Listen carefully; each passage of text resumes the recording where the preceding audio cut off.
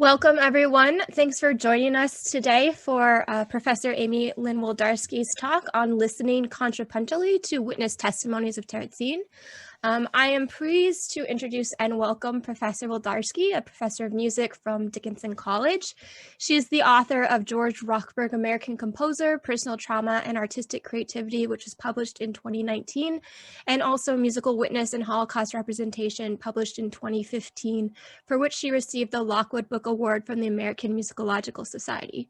I personally was completing my thesis on Holocaust documentaries and sound when Amy's Musical Witness and Holocaust Representation was first published, and I was inspired by her approach and scholarship, for which I admire Amy, but I also admire for providing a strong example of a gracious and kind mentor. So I'd like to thank the Center for Holocaust and Genocide Studies for their support in inviting Amy, as well as the School of Music. And for future events, please visit our various websites. But without further ado, now is where we'd all clap for Amy, but welcome and thank you for joining us today. Well, I just want to start by thanking Catherine for that lovely and very generous introduction.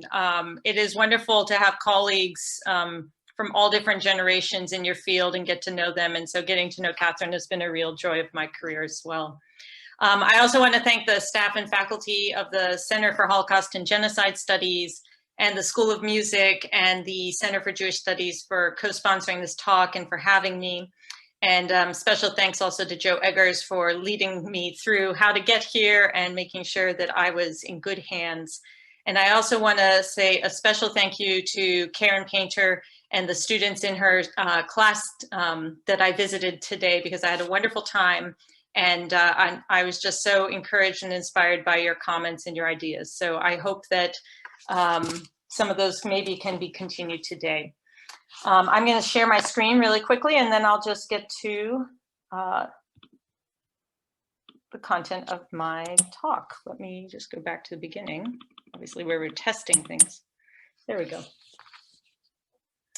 I just want to start with a quote from the essay Goethe and Ghetto, which was written by the composer Victor Ullmann, who is the subject of a new book that I'm working on. And so this is an essay that he wrote in Terezín about the impact of the ghetto on his compositional process. And he wrote the essay, we believe, around 1944. And this is just a small excerpt. Theresienstadt was and remains for me a school that teaches structure. Here, where artistic substance has to try and endure its daily structure, where every bit of divine inspiration stands counter to its surroundings, it is here that one finds the masterclass. In 1947, the Holocaust survivor Paul Celan wrote his celebrated Todesfuge, or Fugue of Death, a haunting poem described by scholar Karl Weimar as a mysterious mixture of ineradicable remembrance and of narcotic forgetfulness induced by verbal and musical transmutation of experience. In it, fugal entrances of key phrases punctuate the lines, while seemingly small observations, like a guard's blue eyes, the color of a woman's hair, are juxtaposed with graven images of violence, the scraping of strings, the jabbing of spades, the flogging of victims as they dig their own graves. For Celan, the fugue was a metaphor for both his traumatic experience of the Holocaust and the impossibility of returning to the traditional rhythms of everyday life. Or to borrow from Ullmann's essay cited above, the fugue became both substance and structure of Celan's traumatic work. The persistent return of the poem's refrain, black milk of morning, we drink you at night, simultaneously recalls the grim displacement of time, the deadening routines, and the repeated intrusions of verbal material from the disrupted world into the realm of post-war witness. Over time, Celan's poem became a historical agent, accumulating its own biography and mythologies. It is multi-voiced, not only in the fugal entrances that interweave themselves into the poetic setting, but also in the myriad contexts that have witnessed and reinterpreted its refrains over the past 75 years. Musicologist Michael Beckerman identifies a similar quality in Gideon Klein's string trio, written in Terezín in 1944, which he asserts has deep implications for how we hear and interpret the music of Terezín. Kling completed the work 9 days before his deportation to other concentration camps, where he was ultimately murdered. And Beckerman poignantly describes how the music managed to live to tell its tale. He writes, "It was in this desperate atmosphere that the trio was completed, and in which Kling strategized how he might ensure the work's survival. He did this in part by giving the score to a woman who was only part Jewish, erasing all traces of its location, and possibly changing the dates of the composition, and further making sure the piece looked innocuous and benign." Beckerman then raises a series of crucial questions. How does all this information transform the musical substance, and relatedly our listening experience and understanding of the work? As he notes, extra musical factors play a role in determining how we understand the relationships between music and its compositional context. And to some extent, we admit that once we have assimilated them, it is difficult to imagine returning to a neutral position regarding their relationship. For example, does the invocation of something as highly charged as the Holocaust condition us to listen for heaviness and menace in the trio, for drama and weight over lightness and grace? What might we fail to hear when our minds precondition our ears? And how do we open up our listening beyond the usual themes? In Culture and Imperialism, postcolonial theorist Edward Said recommends a possible way forward through the practice of contrapuntal reading, an appeal to locate and recognize marginalized or silenced voices in imperialist literary texts. Contrapuntal reading, Said argues, reasserts and empowers these marginalized or silenced voices within the discourse, a process that he describes as taking account of both processes, that of imperialism and that of external resistance to it, which can be done by expanding our scope to include what was once forcibly excluded. He contends that we must look back at the cultural archive and begin to reread it not univocally, but contrapuntally, with a simultaneous awareness both of the metropolitan that is narrated and of those other histories against which and together with which the dominating discourse acts. I would argue that a similar practice of contrapuntal listening might be theorized for the analysis of Terezin's recorded survivor testimony, one which intentionally listens for alternative or new narratives embedded in fixed or canonical audiovisual sources. It is crucial for audiences of these testimonies to acknowledge and problematize the surfeit of subjectivities inherent in the listening process, including how our own biases, socialization, training, aims, and desires necessarily construct and constrict how we hear and make sense of the fixed recordings that we encounter. I would suggest that contrapuntal listening extends beyond the boundaries of the testimonial record itself to consider the ethics and the impacts of our own engagement with the recorded source. Without self-critical reflection on our own disciplinary practices and biases, we risk ignorance regarding the traumatic impact of our standard cultural narrativizing, including how our inability to hear what a witness is conveying impacts both personal and historiographical well-being. To illustrate the issue, I'd like to discuss the documentary source Goethe and Ghetto from 1996, an award-winning documentary about Terezín composer Victor Ullmann, directed by Peter Bergeron and Göran Rosenberg. My selection of the Swedish production for this analysis was based on 3 criteria. First, the documentary relies almost entirely on survivor testimony to drive its narrative. As the directors have acknowledged, they aimed to reduce the intermediary presence of experts, although 2 do appear in the film, by foregrounding the voices of select survivors and weaving them into a testimonial fugue. Second, I had access to the full-length interviews conducted for the project, as they had been deposited at the Paul Sackler Foundation in Basel, Switzerland, and this allowed me to listen critically to the interviews themselves, as well as compare the primary source material with the finished documentary. And third, but perhaps most importantly, I chose the production because I deeply admired it. I wanted to challenge myself to return to a beloved source in a contrapuntal fashion, to experience the personal and professional challenges that often accompany more critical forms of listening to witness testimony.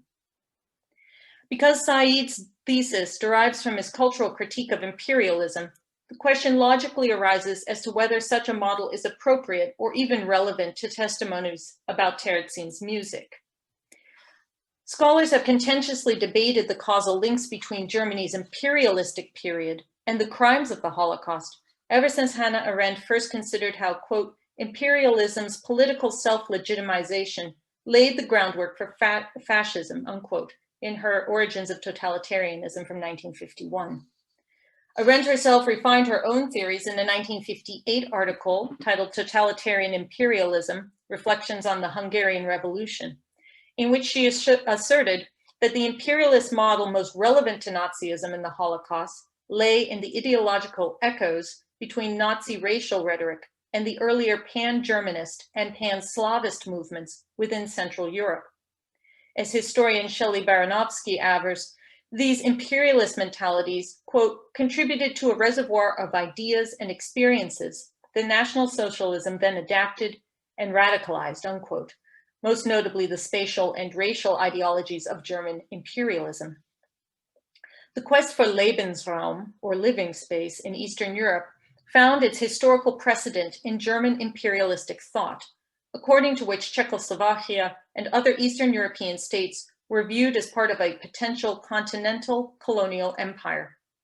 Although some historians strongly assert that anti-Semitism had relatively little significance in this ideological structure of Lebensraum, others see the imperialist notions of race and space as more inherently and complexly intertwined. Recently, historian Christian Davis has documented the significant involvement with and investment in colonialism of dedicated anti-Semites, noting how it enabled German anti-Semites to help shape colonizing discourse that, though directed at colonial subjects abroad, primarily in Africa, eventually encompassed the main tenets of a new racial anti-Semitism.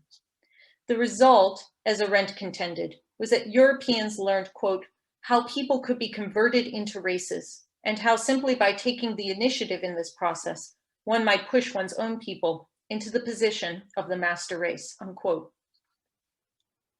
One central goal of the Nazi regime was the systematized silencing of Jewish voices within European culture, whether through the legal discrimination actions, such as the Civil Servant Law of 1933, under which Jewish intellectuals and musicians were expelled from academic and musical institutions, ghettoization and isolation, both physically and philosophically, of Jewish musicians and so-called Jewish repertoires, whether through the application of Nazi ideology to musicological scholarship or the creation of separate institutions, such as the Jüdische Kulturbund, or the forced removal of Jewish populations and their musical cultures to ghettos and concentration camps, where mass extermination and genocide ensured the silencing of vital Jewish voices through the physical destruction of human life.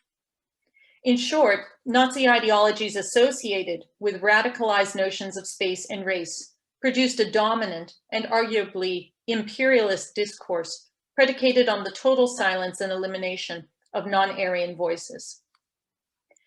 Against this discourse of dehumanization and silencing, the music of Terezín has emerged as a contrapuntal rejoinder against the legacy of National Socialism and its dominating racist discourse. The violent realities of Terezín required Jewish musicians and composers to be highly aware of how they expressed their ideas within the ghetto. Overt or obvious political statements against the Third Reich, for example, were met with harsh consequences. As a result, messages of spiritual or political resistance had to be embedded subtly within musical structures. Jewish audiences therefore grew used to listening between the lines of performances, with an ear to that which lay quietly beneath the surface. The double meaning of the ensemble finale from the children's opera Brundibar, for example, or the defiant address of Nazi officials in a performance of the Verdi Requiem, or subtle patriotic references to Czech nationalist songs in the Kling trio that I mentioned at the onset. These stories of defiant musical protest during the Holocaust have been preserved and promoted in the post-war period, allowing the Terezín repertoire to find new audiences and significations. Often these works are placed in defiant counterpoint to the Nazi genocide and its attendant racial ideologies as a triumphant example of Jewish cultural resistance in the face of extreme evil. For example, in the monograph Music in Terezín, written in 1985, the late author Yosha Karas emphasizes the triumphant musical legacy of the ghetto, describing Terezín as, quote, a place where Jewish prisoners could devote all their energy to a chosen field, and thus experience exciting feelings that could not be dampened by the unpleasantness and difficulties of life in the ghetto. Within the sphere of post-war Holocaust testimony, many witnesses confirm Karas's portrait of musical Terezín. They describe their involvement in myriad cultural activities, whether as organizers, amateur performers, or audience members, as a means of sustaining and enjoying themselves. Such narratives about Terezín are not rare. They appear regularly in scholarly literature, documentary, and memorial projects. And for this reason, Wolfgang Benz asserts that they have taken on the status of a legend, detached from their own reality. The ghetto is understood above all as a place where music and painting happened, where notable intellectuals conducted learned debates, where moving children's productions were created and poetry written. Likewise, global scholarship and performance institutions have promoted the Terezín repertoire as a, quote, tribute to the indomitable spirit, which somehow flowered in a sinkhole of horror. It is assumed, as historian Shirley Gilbert observes, a prominence in our popular imagination, but one which she worries has become problematic because it has broadly consolidated what listeners expect from narratives about so-called Holocaust music. Said might have agreed on the basis of contrapuntal listening. For once these redemptive narratives of Terezín achieve the position of an institutionalized and dominant discourse, they necessarily condition and potentially reify our hearing, and therefore run the risk of marginalizing other voices and narratives in the testimonial fugal texture. Contrapuntal listening for new narratives thus requires the scholar to recognize and contend with the structures and biases of the historical and archival record, the point underscored by Michel Foucault in The Archaeology of Knowledge. Foucault observes that the archive provides, but can also obscure the materials of enunciability, which are then assigned or denied meaning by historians and other narrators based on a variety of factors.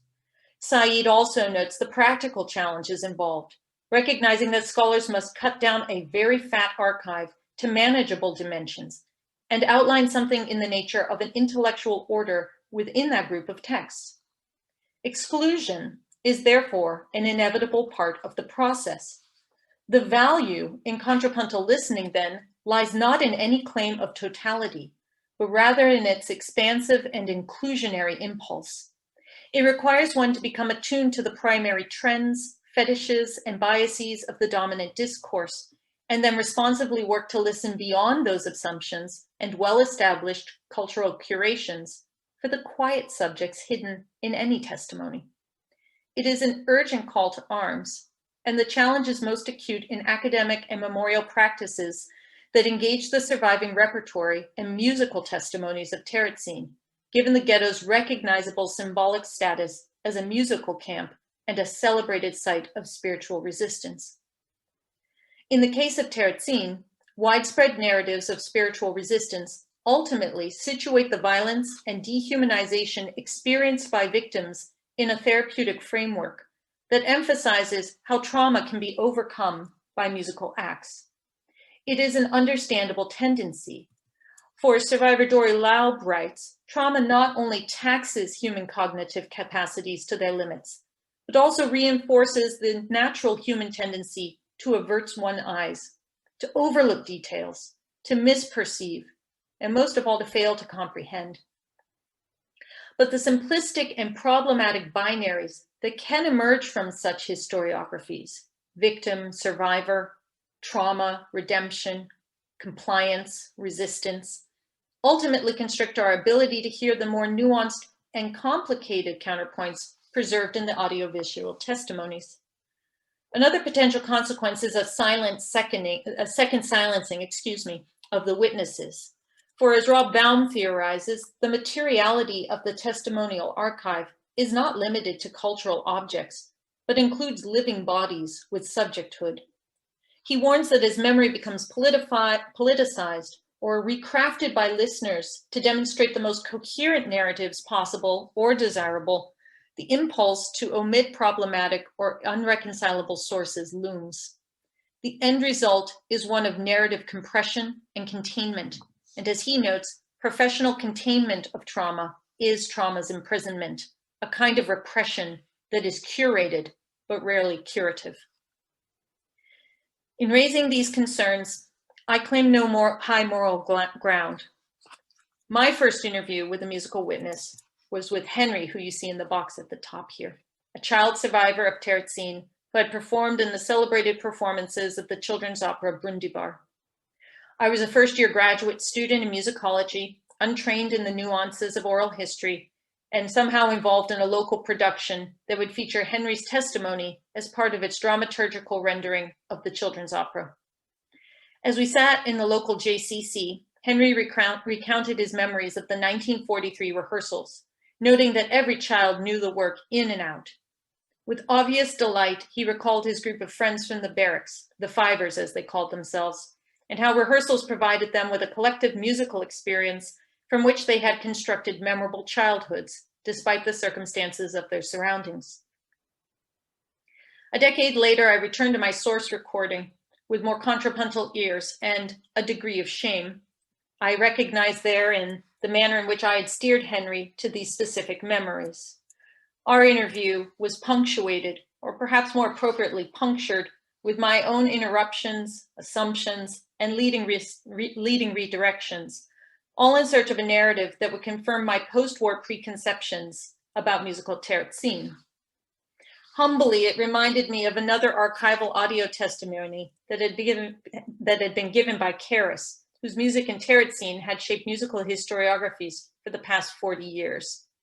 In it, he describes how he had confronted the contrapuntal memories of his own interview subjects.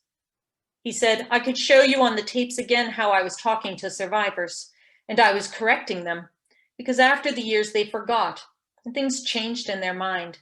And I found documents which prove that I am right, and the people who did that particular thing, they were wrong about it." Both experiences made me think long and hard about what may have been lost in our resulting silences. But they also raised serious questions about how one might interrogate extant audio testimonies in order to encourage contrapuntal perspectives, as well as to better inform creative productions moving forward. What structures, physical, organizational, canonical, intellectual, memorial, political, have constrained previous processes of inquiry and therefore narrowed historical and memorial understanding? How might we listen anew to already established audio sources and well-known testimonial figures? All of these questions were on my mind as I was invited by the Paul Sacher Foundation to review archival witness testimony related to Goethe and Ghetto.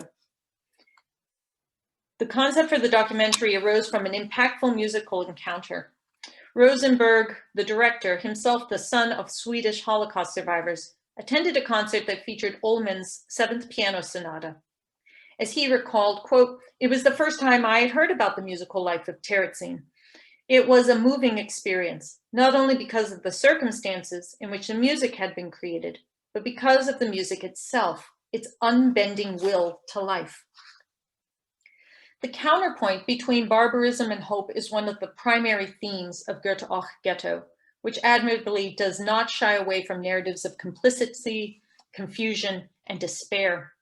But in suturing together its testimonial fragments, the documentary gives significant weight to those key witnesses whose testimonial voices have frequently contributed to more soteriological views of the leisure activities or the Freizeitgestaltungen, both during and after the war. And that's Alice Herz-Sommer, Edith Krauss, and Thomas Mandl. As Anna Hanchkova has stressed, their testimonies have been shaped by inherent power dynamics present in both wartime Terezín and the post-war practice of witness. She specifically cites the perceptible gender gap in the Freizeitgestaltungen that allowed privileged male performers, such as Mandl, and a few exceptional women performers, such as Herz-Sommer and Krauss, to dedicate themselves fully to artistic employment in the ghetto, and later rise to the prominent position of the official chroniclers of musical life in Terezín in the post-war period. Other musical witnesses from the documentary, on the other hand, experience the ghetto from more marginalized positions that differentiate their musical testimonies from those of the celebrated witnesses. Paul Kling, for example, was a teenage violin prodigy whose age limited his access to instruments and rehearsal spaces, whereas Lisa Klein, an accomplished piano virtuoso in her own right, had to give up performance altogether, as she was implicitly expected to play a supporting role to her brother, the composer Gideon Klein, and her widowed mother, by providing for them through her work in the ghetto's youth homes and bakery.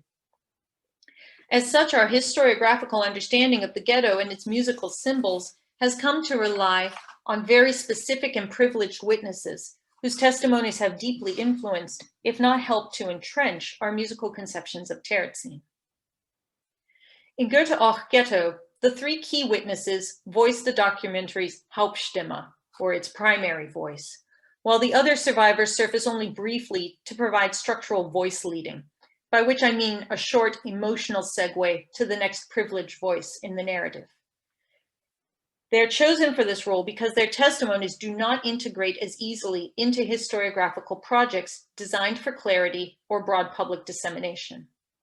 But as Theodor Adorno contends, these Nebenstimme, or these secondary voices, remain an important part of any contrapuntal fabric, where they act as simultaneously sounding parts that do not synthesize seamlessly into a whole, but rather retain their independence, and thus their ability to negate and affirm the dominant voices. Moreover, the unedited witness interviews reveal that when they speak contrapuntally, and when we listen explicitly for that counterpoint, those testimonies reveal much about the disruptive nature of post-Holocaust memory, the intersectionality of witness identities, and the power dynamics that ultimately sit at the heart of any traumatic testimonial exchange. So I would like to present now three such contrapuntal moments from the testimonial outtakes, which are preserved in the archive film footage. Due to COVID, I have no access to these because the foundation is closed and doesn't distribute. So I have them in transcript form, and I do have some images from the finalized documentary. So that is how I'll present them. The first moment involves Paul Kling, a Czech violin prodigy who arrived at Terezín in 1943 with his violin hidden among his bed sheets. He was 15 years old and initially assigned to a manual labor detail before he met Karel Reiner, who learned of his talent and organized his involvement in the Freizeitgestaltungen. Kling played with the Stadtkapelle, and he met the composers Gideon Klein and Victor Ullmann through Terezín's chamber music offerings. His final musical experience was as the lead violinist for Ullmann's allegorical opera, Der Kaiser von Atlantis, or The Emperor of Atlantis, which was suspended by the Nazi administration before it could be performed in the ghetto. Kling's involvement in the opera is the reason for his inclusion in the documentary, and the directors are particularly keen to hear his memories, as he is one of only 2 living survivors who participated in the rehearsals. At one point, the interviewer asks whether the performers understood the opera as an act of spiritual resistance, or as a subtly disguised political critique, as it is often framed and interpreted. But Kling declines to offer a moral for the work, perhaps because all he remembers is his own confusion in the moment. He shares, "I remember it being kind of a surrealistic atmosphere, where it was because the subject, maybe I didn't understand the subject, or I did understand it, and therefore found it surrealistic.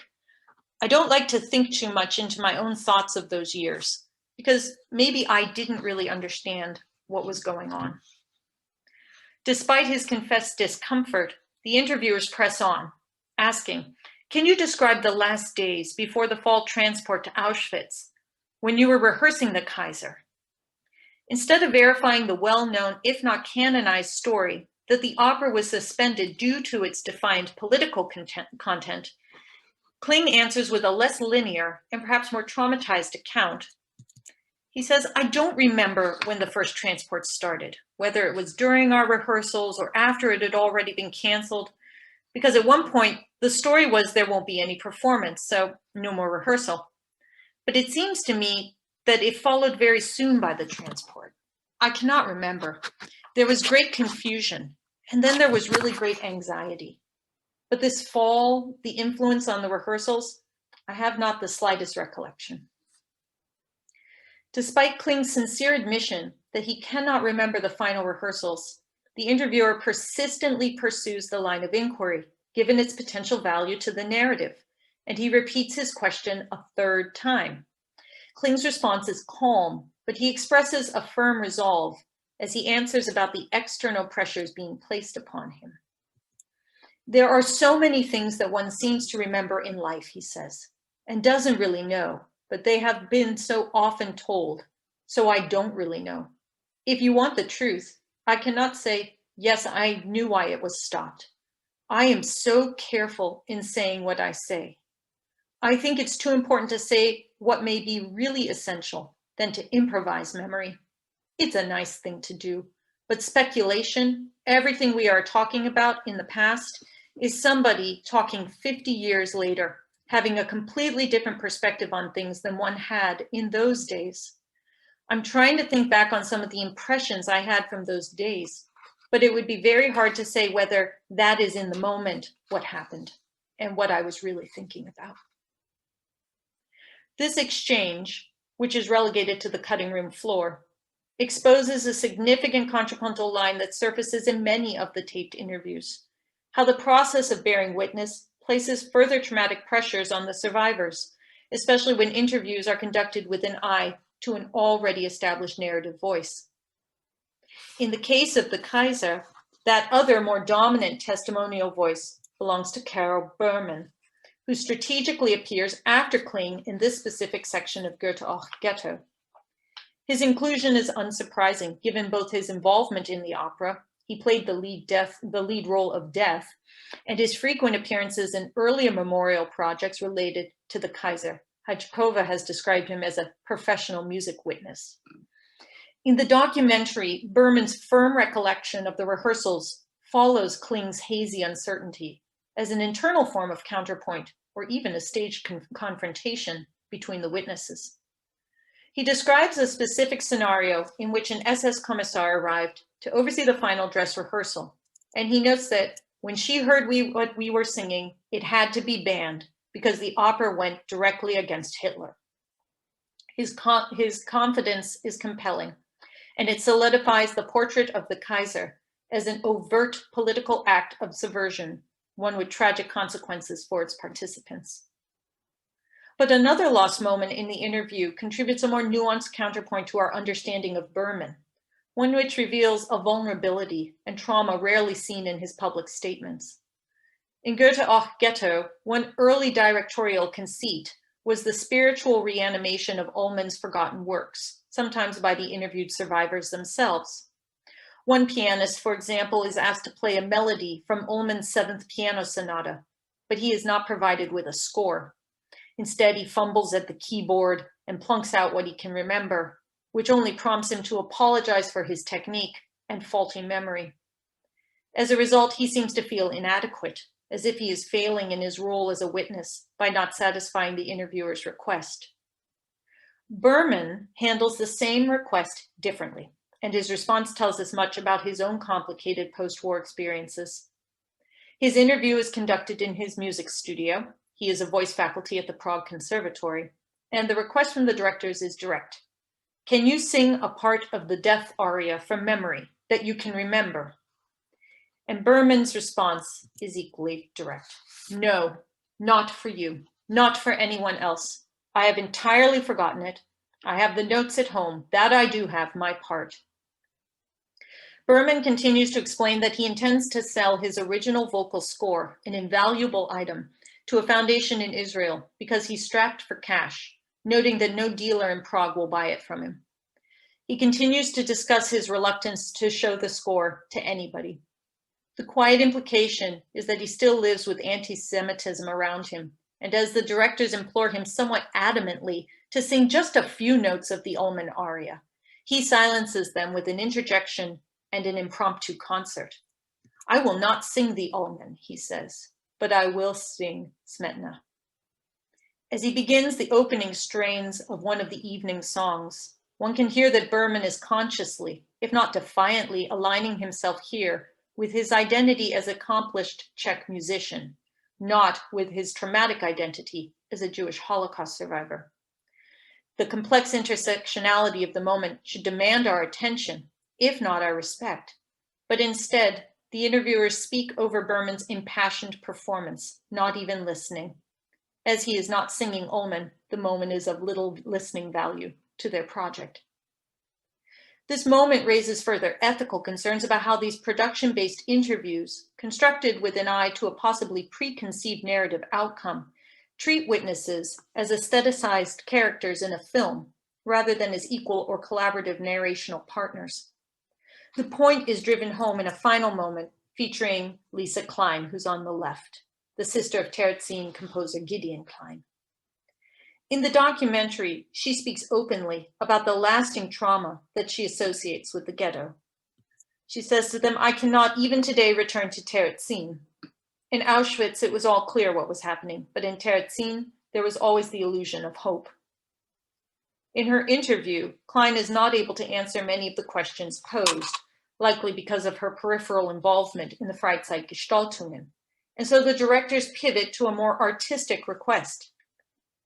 In pursuit of a visual motif that the directors plan to use throughout the documentary, the elderly female witness is instructed to stare directly into the camera and not move for a full minute.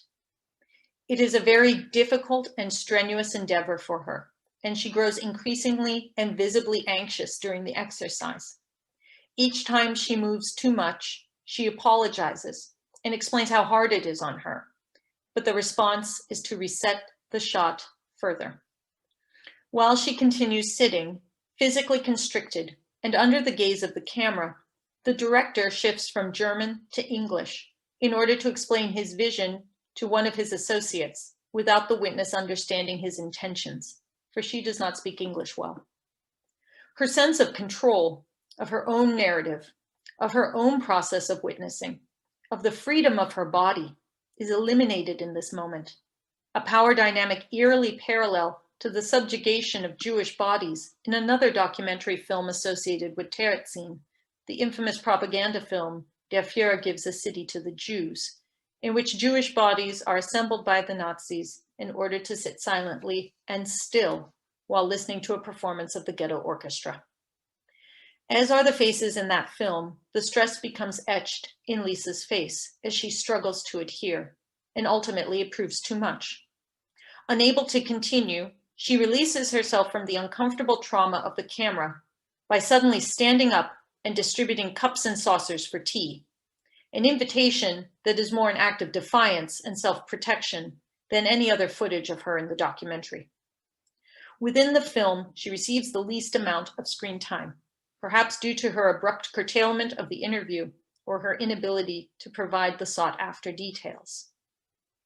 In the final version, 3 of these staged still shots appear towards the close of the film, and they go in the sequence of Herz Sommer, who you see here, Kling, and then Krauss.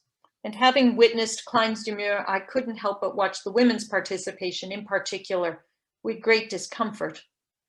One strains to keep an extended smile forced upon her lips, while the other shifts from side to side, her eyes finally casting downward to avoid direct contact with the camera. So I'd like to just animate this so you can watch this sequence from the documentary.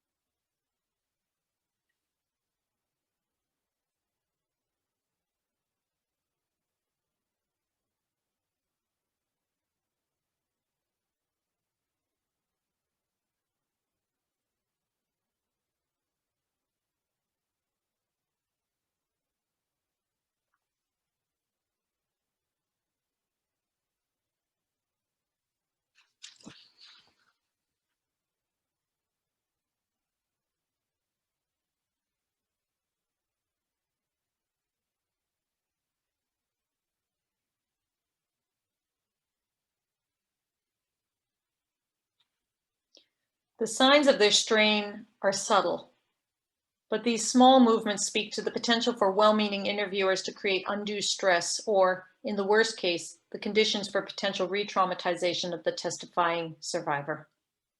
This concern is not mine alone.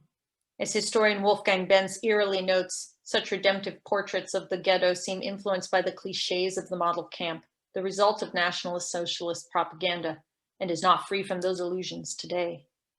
I also worry about how such illusions have consciously or unconsciously influenced the creative processes shaping Terezin's afterlife, especially in ambitious projects like Goethe and Ghetto that attempt to wrestle testimonial content into its unyielding form, to borrow a phrase from Ullman's essay with which I began the presentation. The challenge is the same for any documentary project, in that editorial and artistic decisions necessarily require the extraction of discrete voices in productions driven by historical witness. My aim is therefore not to cast aspersions. Indeed, my own scholarly narratives and projects similarly emphasize aspects of musical trauma to the exclusion of other possible realizations. But instead I mean to call for increased counterpoint as we move forward in order to expand our understanding of music's roles in multivocal spaces like Terezín. It is an appeal with very practical challenges, most notably our inability to re-interview survivors, most of whom have passed away. We cannot ask them different questions or repeat the process with greater methodological awareness. But we can return to extant audio-visual testimonies and listen more acutely for the quiet, traumatic contrapuntal strands that ultimately lend memory and history their complexity and thus their humanity. The result might be what the Black scholar Bell Hooks imagines as fragments of memory, which are not simply represented as flat documentary, but constructed to give a new take on the old, constructed to move us into a different mode of articulation. The move to the margins here as a critical intervention, as an act of radical openness, and as a new location from which to articulate our sense of the world. And with that, I'll stop and I'll take any questions. Here's some of the sources that I cited for today. Thank you, Amy. For any questions, please type them in the chat and I will ask Amy them. I guess I'll just start while I'm kind of waiting to see a few of them. There was a moment where you quoted Rob Baum, and he uses the phrase that they are simply curated but not curative. And this made me think, who is it supposed to be curative for? And you get this in kind of, different roles that interviewers take on, and they have different agendas. And as we clearly see with this documentary, they wanted a particular viewpoint, and you get that with any interviewers. And so I guess, yeah, just speaking more about that, for whom it can be curative, because I also think that part of the testimonies, it's so that it has the philosophy of never again, right? And we're supposed to know these stories and take them in and learn from them. And so in a sense, it's supposed to be curative for society as well as the individual telling their story. So. Right. And I agree with that. And I think one thing we have to remember, though, is that part of never forget is also in many ways continuing to remember the trauma. And I think that this is a distinct challenge within musical witness of Terezín, because Terezín has become a symbol of optimism, a symbol of spiritual redemption, sort of the triumph of the human spirit, sort of the idea that Jewish culture was flourishing, even in the worst cases. But that's one specific narrative. And I worry that as we are trying to develop that narrative as a narrative that more people obviously enjoy hearing, will latch on to, maybe they see hope in it, those kinds of things that I think Dory Laub is talking about. Instead of talking about the trauma so that people avert their eyes, a little bit of hope or redemption is given, which allows more people to enter into the sphere of memory, right, and memory making and processing. However, I think there are consequences for historiographical well-being. And in many ways, there is also then the problem of the well-being of the witnesses themselves. And so one of them is a problem we can't solve, in that we can't go back and re-interview these witnesses, right? But the problematic way in which witnesses, especially witnesses of Terezín, have been interviewed can be a cautionary tale for those who might conduct testimonial interviews, for example, with other traumatized subjects or in conjunction with other genocides. And so it's there that I see in many ways self-reflection on the stumbling blocks of testimony or the ways in which testimony was practiced. And I'm not the first to talk about this. Lawrence Langer defined the field of problematic testimony with his Ruins of Memory book from the 1990s. But I think music's been very reluctant to embrace that kind of critical discourse with musical Terezín in particular. And so for me, there's also a sense of the historiography of it. So I want to, as a scholar, not only care for the witnesses or demonstrate care for them by also witnessing the trauma they experienced. But I think the other side of it too is that there's an aspect in which the curative has to come in the expansion of historiography so that more voices from Terezín, especially those that have been generally ignored or marginalized in the literature, are brought forth. And I think about this from the sense that, for example, Shirley Gilbert has done a lot of good work in terms of thinking about how music operated traumatically within concentration camps, DP camps, the ghettos. But in her monograph from 2005, and Shirley's a good friend of mine, we talk regularly. In her monograph from 2005, she explicitly states in the introduction, I'm not going to deal with Terezín. And, you know, in part because it's become so highly symbolic that, you know, I'm going to show you these other camps and how trauma operates. But actually, in my mind, it's critical to go back to Terezín and to ask the kinds of questions that she asked, right? Because it's a way of taking the symbol and not negating positive memories of Terezín, but adding to them, adding the complexity that not everybody experienced that in that way. And this is something I see that survivors, when they're in their testimonies, and I've looked at several archives, this is just one repository I've looked at, but often when someone's sharing a negative experience of music in Terezín, they are immediately countered by their interviewer. The interviewer asks them, they present other people's memories as counter memories. They shut down the interview. They steer them away. They show them a page from Karas's book. I've seen every practice known to man. And instead, no one is listening. And there are even ways in which we have some institutional biases. So for example, at one archive I went to, I typed in Terezín and music into the finding guide, so the major thematic guides, and all the stories were redemptive. And so then I just went to Terezín testimonies in any language that I could understand and speak.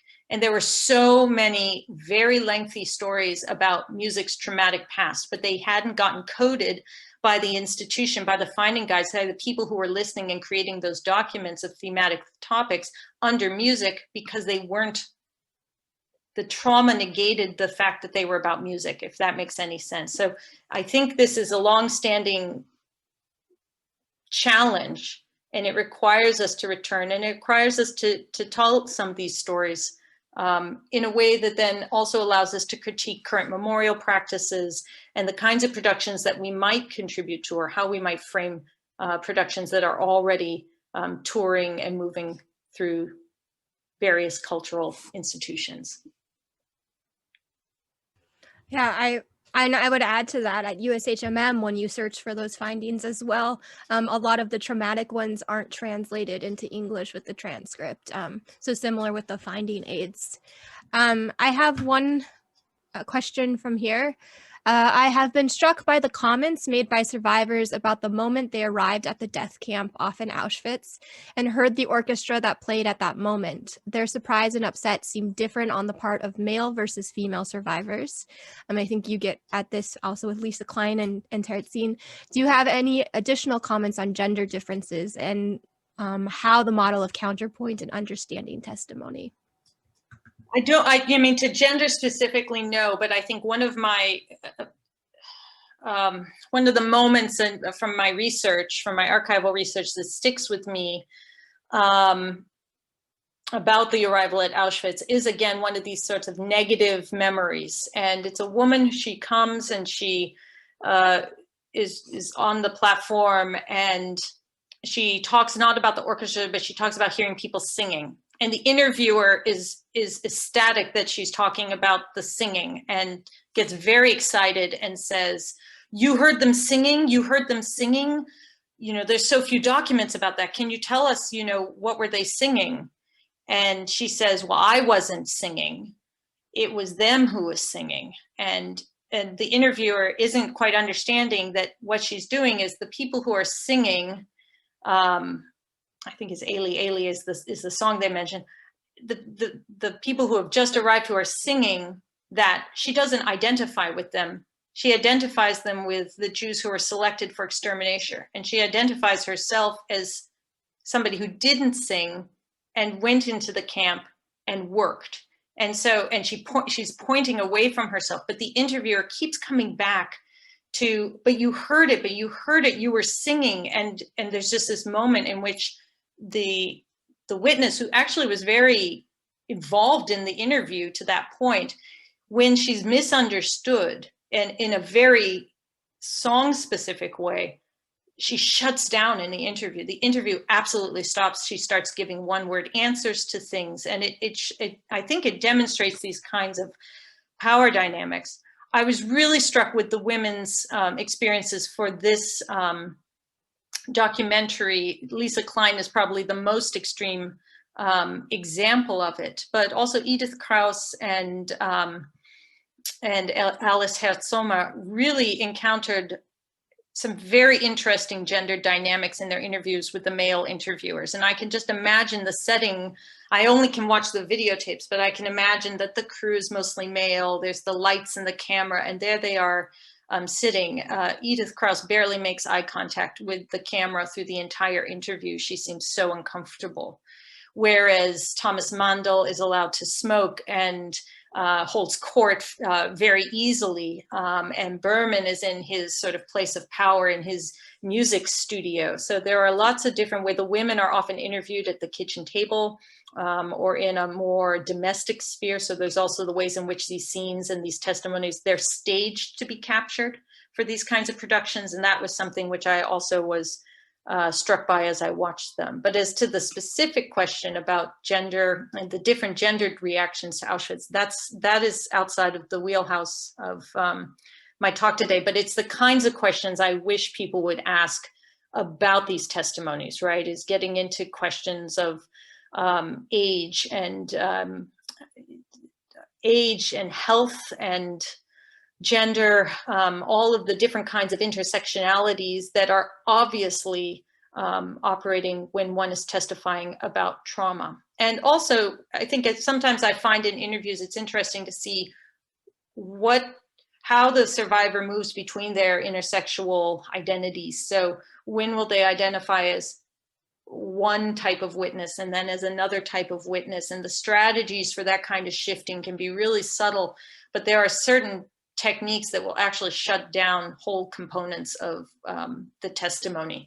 And so going back to that and re-listening allows us to be attuned to what are some of the methods or questions that shut down conversation, that shut down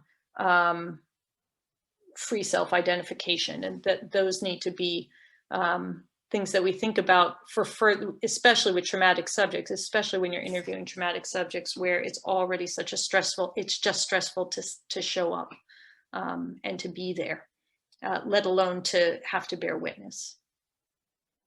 Right. We only have a couple of minutes left, so I think, and we have a few more questions than can be answered right now, so I might pose these over email, and I'll write a blog post, and you can find it on CHGS.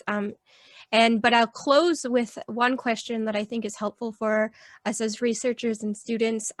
But if you could speak to the confidences and doubts about your own interpretation of the reactions to interviews of King, Berman, Klein that you are describing in your talk today. Yeah, I mean, that's a wonderful question, and I doubt myself all the time. I think that's a really self-skepticism is a really healthy process. And of course, I can't go back. All three of them have passed away, so I can't go back and ask them. When I talked to the interviewers themselves, I did ask, who was paid and compensated. What were the conditions of the interview? How were they established? How were the connections built? What was the process of creating your questions? And mostly I came out of the conversation with the directors understanding that they had a very clear vision of what they wanted to present. And that was very much they had artistic visions that they wanted to enact. So there was sort of a narrative drive that they wanted to capture, which was in many ways a celebration of Ullman's life and post-war legacy. And so they were after those kinds of responses. And then they were also trying to capture these very specific artistic shots. The one where they are all, having to pose before the camera is a pre-thought out shot that didn't come out of the experience. That was something that they asked of everybody.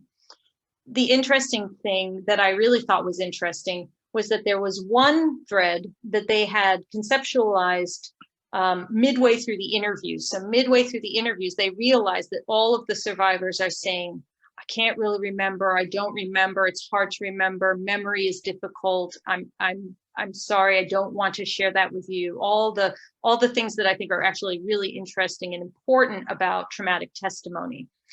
And they talk on camera over a witness who's actually talking to them. The directors are talking off camera. So you do see some of those interactions, and that in many ways conditions how I read them. They're talking in a language that the survivor doesn't understand while the survivor's testifying about, he's saying I can't get it, and maybe we should do that as a theme.